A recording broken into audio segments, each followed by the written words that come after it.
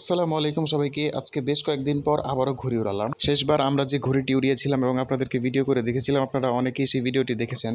তো আজকেও আমরা একটি ঘুড়ি উড়াতে চলেছি, তবে আজকের ঘুড়িটা শেষবার আমরা যে ঘুড়িটি উড়িয়েছিলাম তার থেকে তুলনামূলকভাবে অনেকটাই বড়। এখানে আপনারা দেখতে পাচ্ছেন আমাদের গরুর খামারটা খুব একটা সাজানো গোছানো নয়। তার কারণ হলো বিভিন্ন জিনিস এলোমেলোভাবে এখানে সেখানে রাখা আছে এবং পুরো ঘর জুড়েই এখন আমরা খড় মজুত করে রেখেছি। তবে আমরা যেখানে গরু রাখি সেখানটা আমরা পরিষ্কার পরিচ্ছন্ন করে রাখার চেষ্টা করি, যাতে গরুগুলো আরামদায়কভাবে থাকতে পারে। আমার বাবা আমাদের খামারের মাঝখানে একটি চালা বা চাং তৈরি করে রেখেছে, আমাদের গ্রামের ভাষায় এটাকে চাং বলে আর কি, যাতে এখানে লাকড়ি টাকড়ি বা এই ধরনের আরও জিনিসপত্র রাখা যায়। কিন্তু এটাই এখন আমাদের গরুর খামারের একটি বড় জায়গা দখল করে রেখেছে এবং এর নিচ দিয়ে যাতায়াত করতে আমাদের মোটামুটি ভালোই সমস্যা হচ্ছে এখন। তো আমরা এটাকে সারিয়ে ফেলার চেষ্টা করবো ইনশাল্লাহ খুব শীঘ্রই। তো এখন যে জমিগুলো দেখলেন এগুলো হচ্ছে আমার ঘাসের জমি, আর এখন যে জমিটা দেখেছেন এখানে আমি নতুন ঘাস লাগিয়েছি। আর এর পাশেই দেখতে পাচ্ছেন একটি বিশাল বড় আম গাছে, এই আম গাছটি মূলত আমাদেরই এবং এই গাছে দেখতে পাচ্ছেন কত সুন্দর করে আম পেকেছে। তো যারা শহরে থাকেন এভাবে গ্রামের মতো বড় বড় আম গাছ থেকে আম পেড়ে খাওয়ার সৌভাগ্য হয় না, তাদেরকে আমি আমার গ্রামে বা আমাদের বাড়িতে আমন্ত্রণ জানাই, আপনারা এসে আম খাবেন ইনশাআল্লাহ।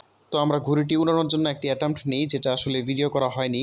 তো সেই অ্যাটেম্প্টে আমরা সফলও হই, কিন্তু ঘুড়িটি আকাশে একটি বাউলি মারে এবং একটি গাছের মধ্যে এসে পড়ে, যার ফলে ঘুড়িটি অনেকটা ক্ষতিগ্রস্ত হয়। তো সেই ক্ষতি আমরা কস্টিপ দিয়ে পূরণ করার চেষ্টা করি এবং সেকেন্ড অ্যাটেম্প্টের জন্য আমরা তৈরি হই। তো দেখতেই পাচ্ছেন ওই যে আমার একটা ছোট ভাই, সে ঘুড়ি নিয়ে দূরে চলে গিয়েছে এবং সেখান থেকে সে ঘুড়িটিকে ছেড়ে দিয়েছে এবং আলহামদুলিল্লাহ আমরা সফলভাবে ঘুড়িটিকে আকাশে পাঠাতে সক্ষম হয়েছি।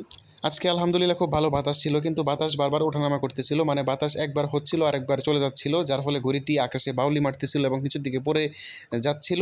আবার বাতাসের ছোঁয়া পেয়ে ঘুড়িটি আপন মনে উপরের দিকে উঠে যাচ্ছিল এবং হাওয়ায় ভাসতেছিল। ঘুড়ি ওড়ানোর পূর্ববর্তী ভিডিওতে আপনারা দেখেছিলেন যে আমরা ঘুড়ি নিয়ে বিলপাড়ে গিয়েছিলাম, কিন্তু বাতাস না থাকার কারণে সেবার আমরা আশাহত হয়ে আমাদেরকে ফিরে আসতে হয়েছিল। সেবার আমরা ঘুড়ি উড়াতে পারিনি। তো এবার আমরা ঘুড়ি উড়াতে পেরে আমরা খুবই উচ্ছ্বাসিত এবং আনন্দিত।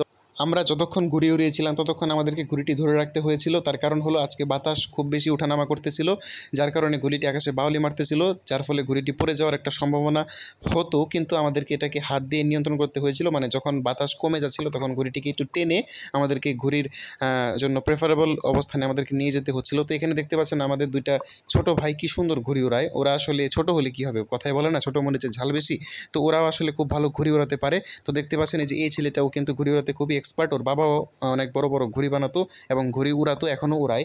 তো ওরা দেখতে পাচ্ছেন কত ছোট এবং কত সুন্দরভাবে ঘুড়িটা উড়াচ্ছে। আমিও কিন্তু এত ভালোভাবে ঘুড়ি উড়াতে পারি না, ওরা যতটা সুন্দরভাবে ঘুড়ি উড়ায়। তো ওখানে দেখতে পাচ্ছেন আমার কাকাও তাদেরকে হেল্প করছে। আসলে এই ঘুড়িটা ওঠার সময় অনেক বেশি জোর ধরে, যার ফলে ও একা হয়তো ধরে রাখতে পারে না, আরেকজনের প্রয়োজন হয়। তো আজকের ভিডিও এখানেই শেষ করছি। আমাদের জন্য দোয়া করবেন, ভালো থাকবেন। আসসালামু আলাইকুম।